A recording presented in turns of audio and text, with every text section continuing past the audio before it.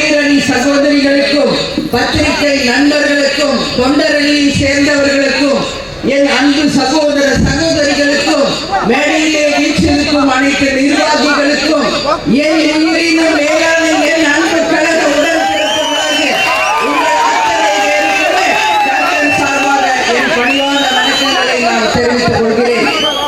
திருவண்ணாமலை அப்படின்னு சொன்னாலே அண்ணாமலையாரும் உண்ணாமலை அம்மனினுடைய ஆசீர்வாதம் இங்கு இருக்கின்ற எல்லாருக்கும் கிடைக்கின்ற ஒரு புண்ணிய பூமி இது. இந்த திருவண்ணாமலையில நான் இன்றைக்கு எத்தனையோ முறை இந்த திருவண்ணாமலைக்கு நான் வந்திருக்கேன். திருவண்ணாமலை அப்படின்னு சொன்னாலே என்ன அறியாம ஒரு மிகப்பெரிய ஒரு சந்தோஷம் எனக்குள்ள வந்துடும். ஏன் தெரியுமா? சாதாரணமான ஒரு பிரேமதாக இருந்த என்னை புரட்சி கலைஞர் உங்கள் அன்பு அண்ணியாக இன்னைக்கு இந்த கழகத்தை எடுத்து வழிநடத்தும் பொதுச் செயலாளராக மிகப்பெரிய பாக்கியத்தை எனக்கு கொடுத்தது அந்த அண்ணாமலையாரும் உண்ணாமலை அம்மனும் தான் என்பது எந்த மாற்று கருத்துமே கிடையாது. அந்த வழியில இந்த புண்ணிய பூமியில மீண்டும் ஒரு முறை எங்களை சந்திப்பதில் என்னுடைய பாக்கியமாகவே நான் கருதுகிறேன்.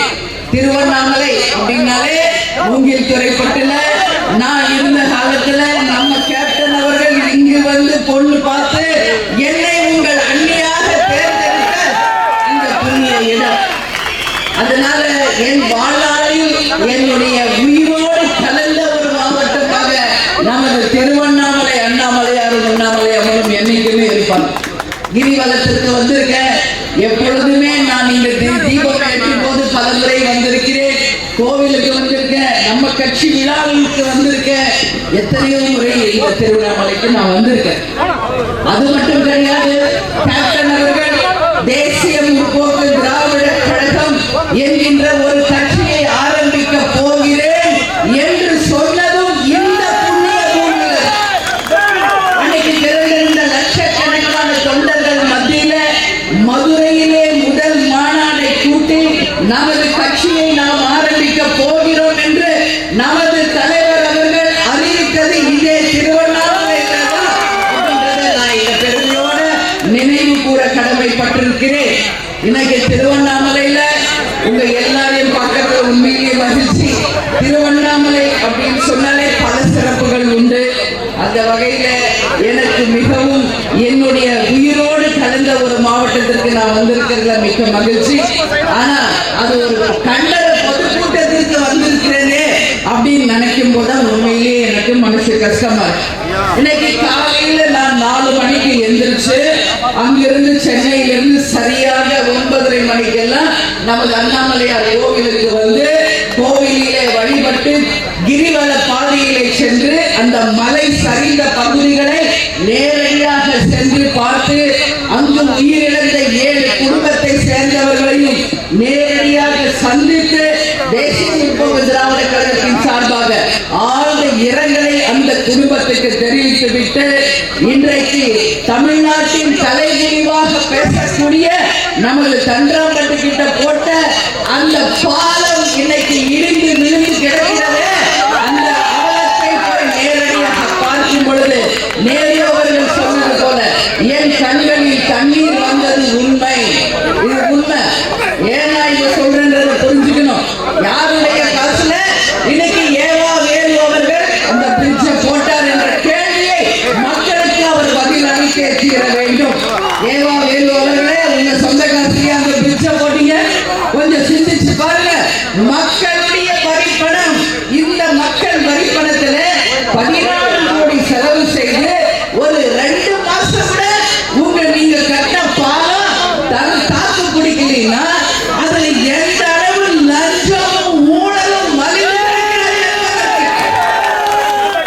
ஒரே உதாரணம் அந்த பாலம். ஆனால் மணலூர் பேட்டையில ரிஷிவந்தர் தொகுதியில நம்ம தலைவர் ஜெயித்த பிறகு சுதந்திரத்திற்கு பிறகு இதுவரைக்கும் அங்க யாருமே அந்த பிரிட்ஜ் கட்டல அப்படின்னு மக்கள் முறையிட்ட போது நான் இருக்கும் 5 ஆண்டு காலத்துக்குள்ள உங்களுக்கு நான் நிச்சயம் பாலத்தை அமைத்து கொடுப்பேன் என்று தலைவர் அவர்கள் கொடுத்த வாக்குப்படி மணலூர் பேட்டை பிரிட்ஜை சுதந்திரமான காலத்திலிருந்து மக்கள் கோரிக்கை நிறைவேற்ற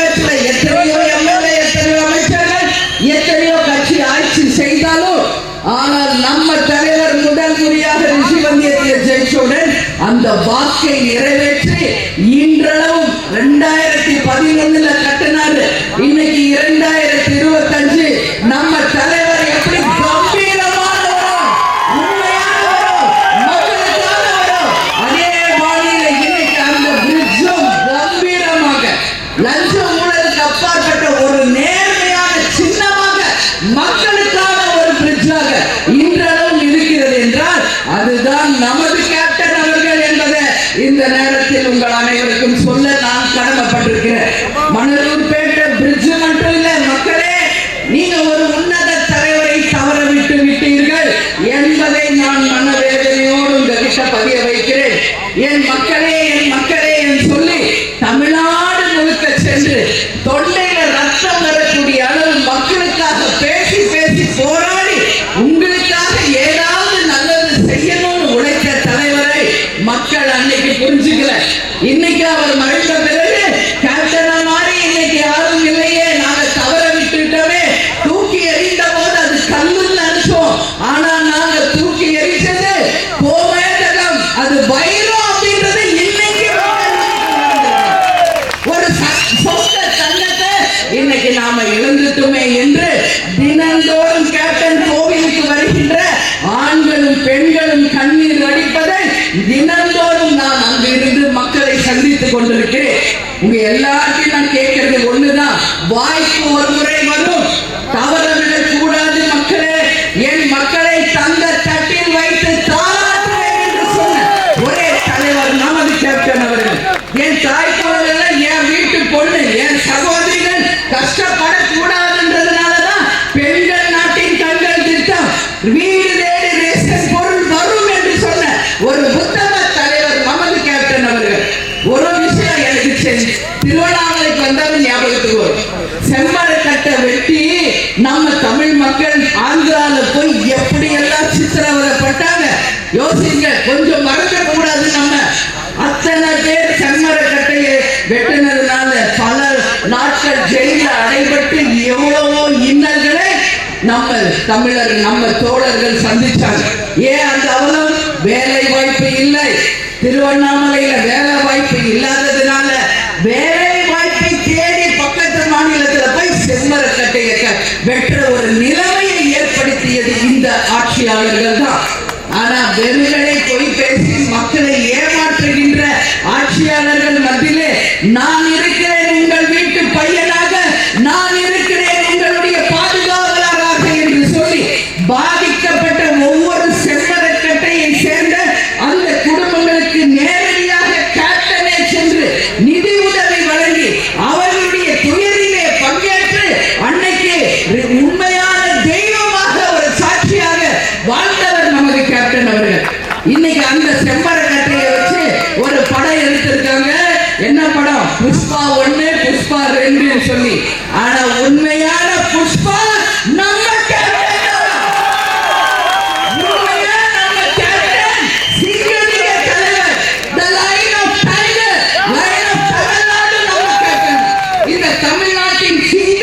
நம்ம கேப்டன் தான். வெறுமனே வசனங்களுக்காக வீர வசனங்கள் பேசி சினிமாக்காக திரைப்படங்களிலே வசனம் பேசுபவர்கள் மத்தியிலே என் தமிழ் மக்களுக்கு ஒரு இன்னல் என்றால் நான் வந்து நிற்பேன் என்று அன்னைக்கு செம்மரக்கட்டையில பாதிக்கப்பட்ட மக்களுக்கு துணை நின்றாரே நமது கேப்டன் அவர்கள். அவர்தான் உண்மையான இந்த தமிழ்நாட்டின் சிங்கம், தமிழகத்தின் உண்மையான சிங்கம் நம்ம தலைவர் தான் என்பதை வாழ்ந்து காட்டியிருக்கார். அதனால கேப்டனுக்கு சினிமால தான் நடிக்க தெரியும், மக்கள் முன்னாடி நடிக்க தெரியாத ஒரு தலைவர். இந்த மக்களை ஏமாற்றிய ஓட்டுக்கு காசு கொடுத்து இந்த ஆட்சியாளர்கள் உங்கள் மூளையை செலவு செய்து இன்னைக்கு ஆட்சியை கேப்டனுக்கு வழங்காமல் தடுத்துட்டாங்க.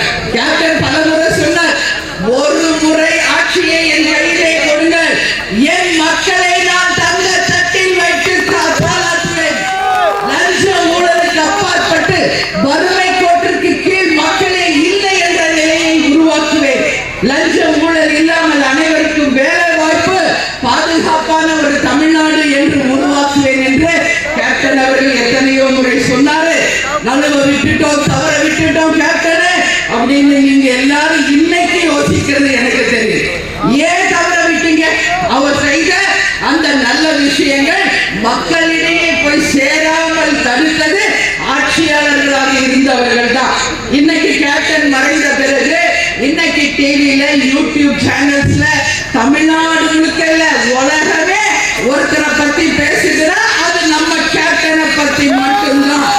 இன்னைக்கு ரீல்ஸ் அப்படின்னு ஒண்ணு வருது, ஜஸ்ட் அப்படியே மொபைல ஜஸ்ட் இப்படி புஷ் பண்ணுங்க, வருகின்ற அத்தனை ரீல்ஸும் நமது கேப்டனை புகழக்கூடியவர்கள், நமது கேப்டனை பாராட்டக்கூடியவர்கள், நமது கேப்டன் செய்த நல்ல விஷயங்களை பேசக்கூடியவர்கள் தான் இன்னைக்கு நாம பார்த்துக்கிட்டு இருக்கோம். இதெல்லாம் அன்னைக்கே உங்களுக்கு வந்து சேர்ந்து இருந்தால் ஒரு உன்னதமான தலைவரை நாம தவற விட்டுருக்க மாட்டோம். அதனால மீண்டும் உங்ககிட்ட கேட்டுக்கிறேன், மீண்டும் வாய்ப்பு 2026 வருகிறது, தவற விடவா கூடாது மக்களே. உங்களை பார்த்து உங்கள் சகோதரியா கேட்டுக்கிறேன், அந்த வாய்ப்பை நீங்கள் தவற விட்டு விடக் கூடாது. நம்ம தலைவர் விட்டு சென்ற அந்த கனவு லட்சியம் கொள்கையை உங்களோடு இணைந்து நிச்சயம் நிறைவேற்றி இந்தியாவின் முதல் மாநிலமாக தமிழ்நாட்டை மாற்றிய தீர்வோம் என்று இந்த நல்ல நாளிலே நாம் அனைவரும் உறுதிமொழி ஏற்போம் என்பதை இந்த நேரத்தில் எல்லாருக்கும் சொல்ல கடமைப்பட்டிருக்கிறேன். இன்னைக்கு நம்ம இந்த சாதாரண கட்சி இல்லை, இது ரசிகர் மன்றமாக ஆரம்பிக்கப்பட்டு இன்றைக்கு தேசிய முற்போக்கு திராவிட கழகமாக 20வது ஆண்டுல நாம் அடியெடுத்து வைத்திருக்கிறோம். இந்த 20 ஆண்டும் எங்களுக்கு கிடைத்த உண்மையான தொண்டர்களை போல தமிழ்நாட்டில் வேற எந்த கட்சிக்கும் கிடைத்தது கிடையாது. கேப்டனும் நானும் பேசிக்கிறப்பெல்லாம் நாங்க சொல்லுவோம், இந்த வாழ்க்கையில நமக்கு கிடைச்ச மிகப்பெரிய பாக்கியம் என்னன்னு.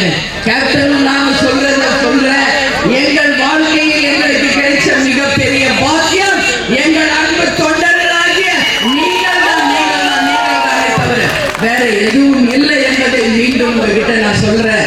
அந்த பேரணி கேப்டனுடைய முதலாம் ஆண்டு குரு பூஜை எப்படி நடந்தது என்பது தெரியும். தலைமை கழகத்தில் மட்டும் இல்லை, தமிழகம் முழுவதும் தலைவருடைய முதலாம் ஆண்டு குரு பூஜையை சிறப்பாக நடத்தி அன்னதானம் வழங்கி தமிழகம் முழுவதும் தலைவர் எப்படியோ தொண்டர்களும் அந்த வழிதான் என்பதை நிரூபித்த எங்கள் ஒட்டுமொத்த கழக தொண்டர் நிர்வாகிகளுக்கு பணிமான வணக்கத்தை தெரிவித்துக் கொள்கிறேன். அன்னைக்கு கேப்டன் மறையாததுக்கு முன்னாடி அவர் பெருமை தெரியல. அன்னைக்கு கேப்டன் மறைந்த உடனே லட்சக்கணக்கான தொண்டர்களும் மக்களும் குவிந்தார்களே, அன்னைக்குதான் கேப்டன் யார் என்பது இந்த மக்களே உணரக்கூடிய ஒரு நிலைமை. அது மட்டும் இல்லை, முதலாம் ஆண்டு குரு பூஜையிலும் எப்படி கேப்டன் மறைந்த அன்னைக்கு கூட்டம் வந்ததோ அது மாதிரி லட்சக்கணக்கான மக்கள், லட்சக்கணக்கான தொண்டர்கள் அன்னைக்கு சென்னையிலே குவிந்து மிகப்பெரிய ஒரு அச்சுறுத்தலை எதிர்கட்சிகளுக்கு உருவாக்கி இருக்காங்க. தேமுதிக சும்மா இல்ல, இது படங்காட்டு நடிகர், எந்த சலசலப்புகளும் அஞ்ச மாட்டார்கள் என்பதை நிரூபிச்சிருக்கு. அமைதி பேரணிக்கு என்னன்னு நாம் அனுமதி கேட்டோம். எப்ப கேட்கிறோம்? 20 நாட்களுக்கு முன்பிருந்து கேட்கிறோம். ஆனா அனுமதி தரோம் சொல்லி ஒரு நாள் இருக்கும் போது அனுமதி இல்லை என்று மறுத்தார்கள். ஏன் பயம்?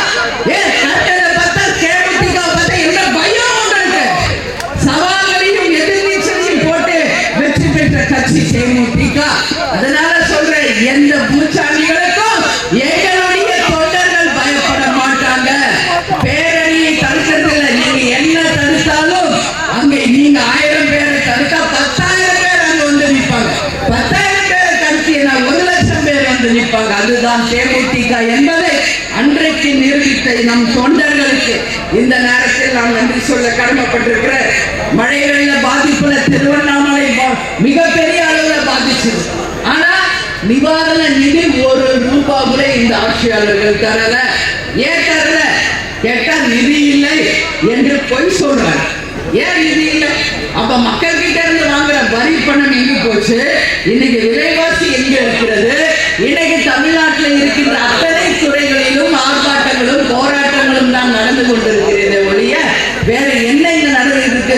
இன்னைக்கு மழை வெள்ள பாதிப்புல கடலூர், விழுப்புரம், திருவண்ணாமலை, தமிழ்நாட்டில் மொத்தம் 38 மாவட்டங்களில் 36 மாவட்டங்கள் பாதிக்கப்பட்டிருக்கு.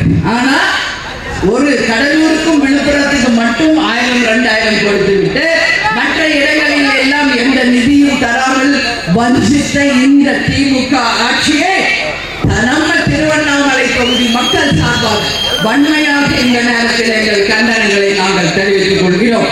பாதிக்கப்பட்ட விவசாயிகள் மக்களுக்கு எந்த நிவாரணமும் தரல. அது மட்டும் இல்ல, இப்ப பொங்கல் வரப்போகுது. அந்த பொங்கலுக்கு பார்த்தோம்னா என்ன தரணும்? யூஸ்வலா பொங்கல் பரிசு பொருட்களோடு நிதி உதவியும் தருவது ஆண்டாண்டு காலமாக தமிழ்நாட்டில் இருக்கின்ற ஒரு பழக்கம். அதிமுக ஆட்சியில் இருந்த போது 2500 ரூபாய் கொடுத்த போது இந்த திமுக காரர் என்ன சொன்னாங்க?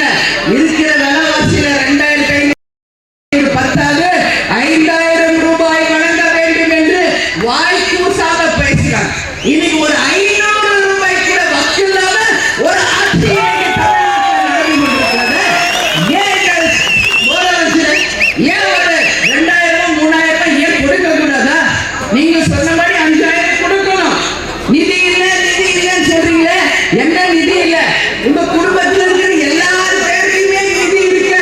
கருணாநிதி, தயாநிதி, உதயாநிதி, தமிழ் நிதி என்று உங்க குடும்பத்தில் இருக்க அத்தனை பேருக்கிட்டையுமே நிதி இருக்கு. இன்னைக்கு மக்கள் கிட்ட சம்பாதிச்ச வரி பணத்துல நீங்க சேமிச்சு வச்ச நிதி எவ்வளவோ இருக்கு.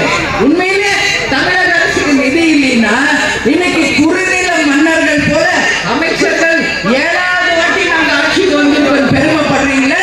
உங்க சொந்த நிதியில இருந்து அந்தந்த மாவட்ட மக்களுக்கு கொடுங்க பார்ப்போம். ஒரு முறை கொடுங்க, என்ன குறைச்சு போறீங்க?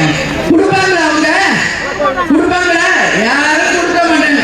இன்னைக்கு பாருங்க, 1 வருஷம் ஆச்சு கேப்டன் கோவிலுக்கு வர அத்தனை பேருக்கும் தினந்தோறும் குறைந்தபட்சம் 3000 இருந்து 10,000 பேருக்கு நாம தினந்தோறும் அன்னதானம் வழங்கி கொண்டிருக்கிறோம்.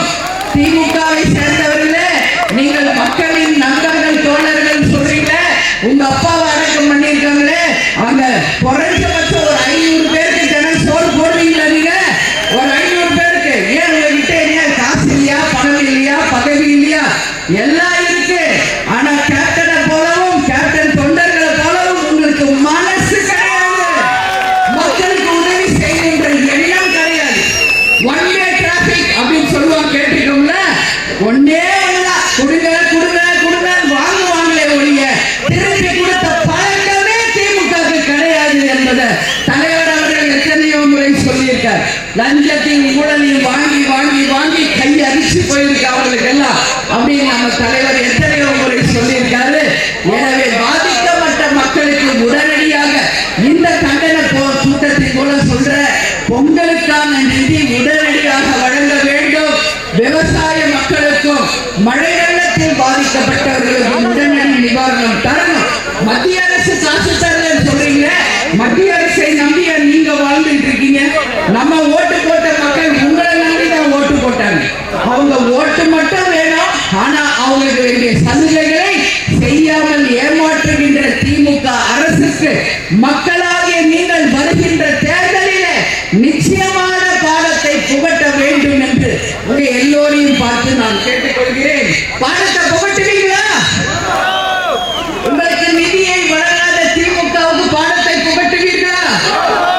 மக்கள் வரிப்பணத்தை வாங்கிக்கிட்டு மக்களுக்கு உதவி செய்யாத திமுகவுக்கு நீங்கள் பாடத்தை புகட்டணும்னு சொல்லி இந்த நேரத்தில் நான் கேட்டுக்கிறேன். திருவண்ணாமலையில பார்த்தோம்னா மலை சரிந்த இதுவரைக்கும் வரலாறு நம்ம எப்பயாவது பார்த்திருக்கோமா? சிந்திச்சு பாருங்க. எத்தனை லட்சம் ஆண்டுகளா அந்த மலை கம்பீரமாக சிவனின் உருவமாக நிற்கின்ற மலை.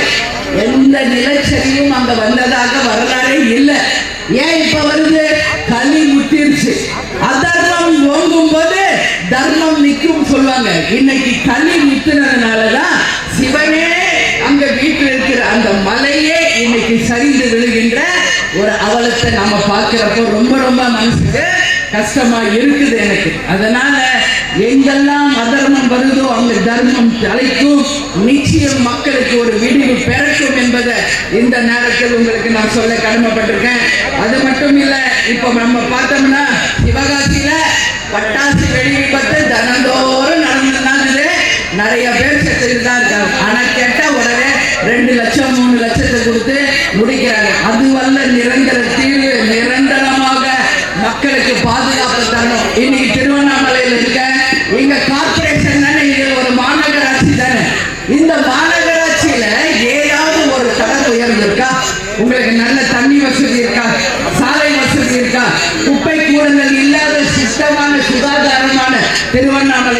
தினந்தோறும் ஏதாவது ஒரு பகுதியில ஆர்ப்பாட்டங்களும் போராட்டங்களும் நடந்துகிட்டு தான் இருக்கு. எந்த அளவு இன்னைக்கு திருவண்ணாமலை கார்பரேஷன் இருக்கிறது என்பதற்கு மிக மிக தலைமுடிந்து நம்ம கண்டனத்தை பதிய வைக்க வேண்டியிருக்கு. இன்னைக்கு போக்குவரத்து தொழிலை சேர்ந்த தொழிலாளர்கள் ரிட்டையர்ட் ஆனவங்க இங்க வந்திருக்கீங்க.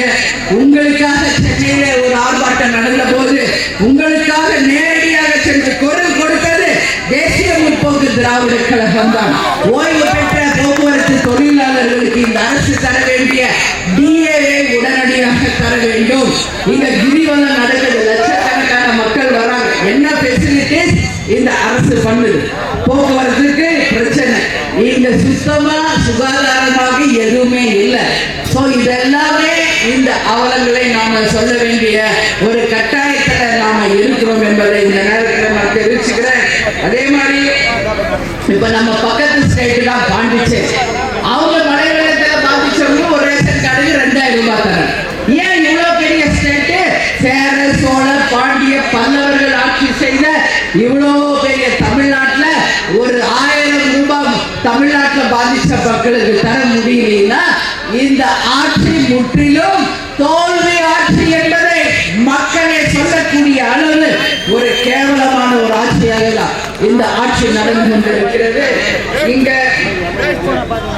தமிழக மக்களே நீங்க நிச்சயம் இதெல்லாம் புரிஞ்சுக்கிட்டு மாற்றத்தை தரணும். பகுதி நேர ஆசிரியர்கள் இன்னைக்கு எத்தனையோ லட்சம் பேர் பாதிக்கப்பட்டிருக்காங்க. அவர்களுக்காக குரல் கொடுப்பது தேமுதிக மட்டும்தான். அந்த பகுதி நேர ஆசிரியர்களுக்கு சம்பளமும் இல்லை, போனஸ் இல்லை, எதுவுமே இல்லை. பொங்கலுக்கு அவங்களுக்குரிய போனஸை கொடுத்து அவர்களுடைய பணி நிரந்தரத்தை இந்த அரசு செய்யணும் சொல்லி நான் கேட்டுக்கிறேன். அதே மாதிரி இங்க பார்த்தா யாராவது ஆர்ப்பாட்டம் போராட்டம்னா உடனே கைது, உடனே கைது. யார் எதுவும் பேசக்கூடாது.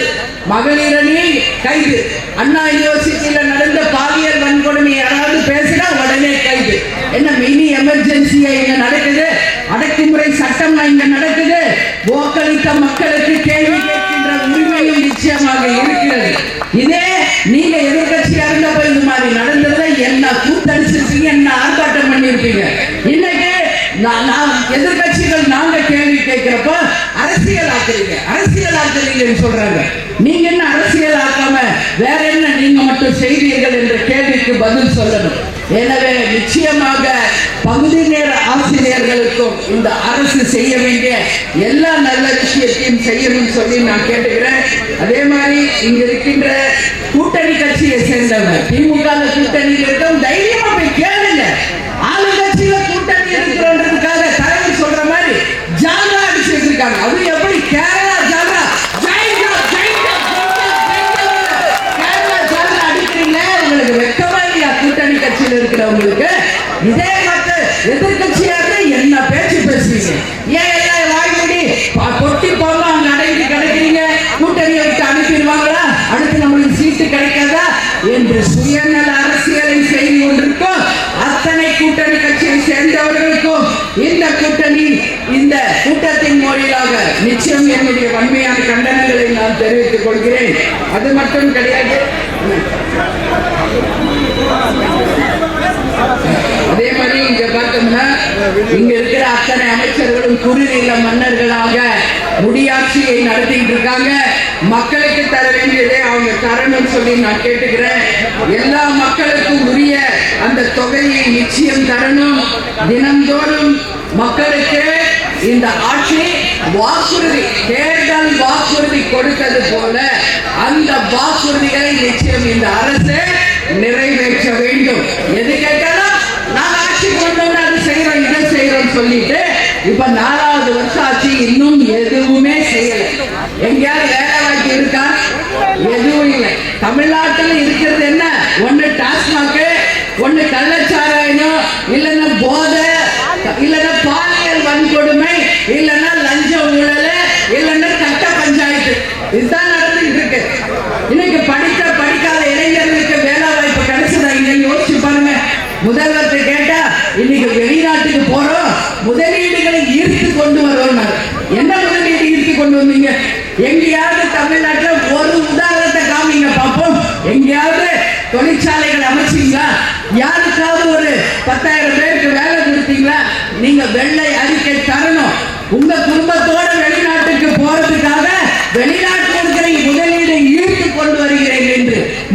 பூசணிக்காய சோத்துல மறைக்கிற வேலையை நிச்சயம் ஸ்டாலின் அவர்கள் இதோட நிறுத்திக்கணும் சொல்லி மக்கள் சார்பாக கேட்கிற.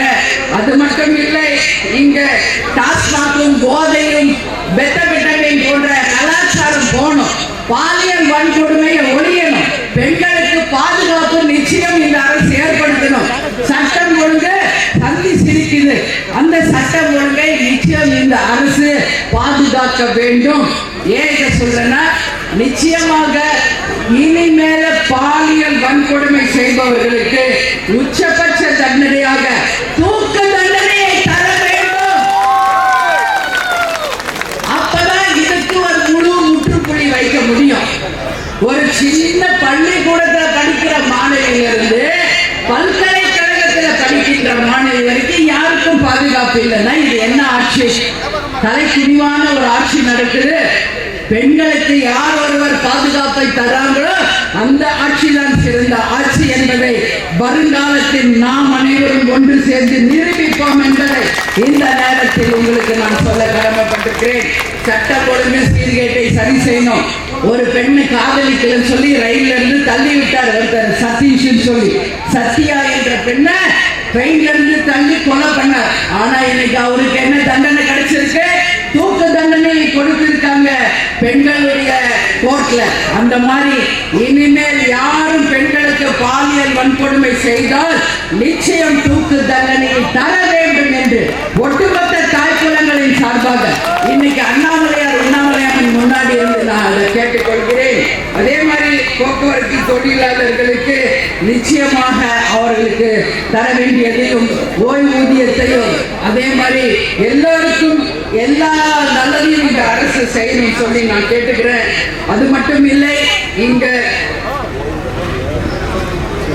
இந்த திருவண்ணாமலையில இன்னைக்கு உங்க எல்லாரும் சந்திச்சிருக்கேன். நிச்சயம் ஒரு மாற்றம் உருவாகும் என்பதில் எனக்கு மாற்று கருத்து கிடையாது. எனவே இனி வருங்காலம் மக்களுடைய காலமாக நிச்சயம் நல்லதொரு எதிர்காலத்தை உருவாக்கக்கூடிய அளவு ஒரு நேர்மையான ஆட்சியை நாம் உருவாக்குவோம் என்பதை கூறுகிறேன். அதே மாதிரி இன்னைக்கு நாம் இங்க சேர்ந்திருக்கிறது எதுக்குன்னா, கண்டன பொதுக்கூட்டம். இங்க நடக்கின்ற அவலங்களை சுட்டி காட்டுகின்ற ஒரு கண்டன பொதுக்கூட்டம். மழை வெள்ளத்தால் பாதிக்கப்பட்டவர்களுக்கு நிவாரணம், அதே மாதிரி அந்த பிரிட்ஜை உடனடியாக கட்டி தரணும். அது மட்டும் கிடையாது, நிலச்சரிவிலிருந்து பாதிக்கப்பட்ட மக்களுக்கு உதவி செய்யணும். பொங்கலுக்கு வேண்டிய அத்தனை பொருட்களும் மக்களுக்கு நிதியோடு வழங்க வேண்டும் என்று கூறி உங்கள் அனைவருக்கும் புதிய புத்தாண்டு நல்வாழ்த்துக்களை தெரிவித்துக் கொள்கிறேன். அட்வான்ஸ் பொங்கல் திருநாள் நல்வாழ்த்துக்களை உங்களுக்கு நான் தெரிவித்துக் கொள்கிறேன். எனவே தலைவர் எப்பொழுதும் சொல்வது போல, தமிழன் என்று சொல்லடா, தலை நிமிர்ந்து நில்லடா, நமது முரசு 8 திக்கும் வெற்றி முரசாக கொட்ட வேண்டும் என்று கூறி உங்களிடமிருந்து விடைபெறுகிறேன். நன்றி, வணக்கம். துல்லியமாக தினசரி நடப்பு நிகழ்வுகளையும் கல்வி, விளையாட்டு, அரசியல், வாழ்க்கை முறை, மருத்துவம், தொழில்துறை, சினிமா, பொழுதுபோக்கு போன்ற பல்வேறு நிகழ்ச்சிகளையும் உடனுக்குடன் காண கேப்டன் டிவி மற்றும் கேப்டன் நியூஸ் சமூக வலைத்தள பக்கங்களோடு இணைந்திருங்கள். உங்கள் வணிகத்தை கேப்டன் டிவி மற்றும் கேப்டன் நியூஸில் விளம்பரத்தின் மூலம் மேம்படுத்த விருப்பமா? உடனே கீழே கொடுக்கப்படும் எண்ணிற்கு தொடர்பு கொள்ளுங்கள்.